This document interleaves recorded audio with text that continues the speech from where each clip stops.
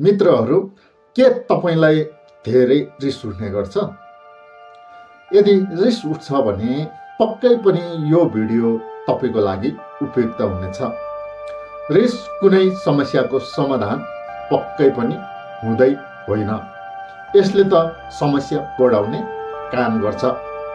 धेरै जसो अवस्थामा हामी रिसमा त्यस्ता कुराहरू पनि गुमाउँछौँ जसले हामीले धेरै धैर्य र शान्तिपूर्वक कमाएका हुन्छौँ।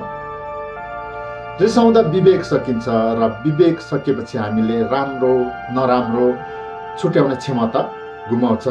जब विवेक गुमाउँछ तब मानिस न त आफ्नो हुन्छ न त अर्काको नै हुन्छ।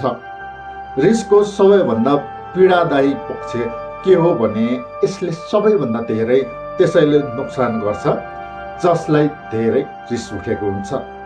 त्यसैले रिसलाई नियन्त्रण गर्न सिकौँ।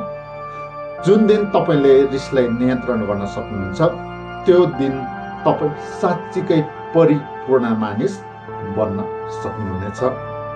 तपाईलाई यो भिडियो कस्तो लाग्यो? यदि तपाईलाई मन पर्यो भने कृपया लाइक, शेयर र कमेन्ट गर्न नभुल्नुहोला। हस्त, नमस्कार र धन्यवाद।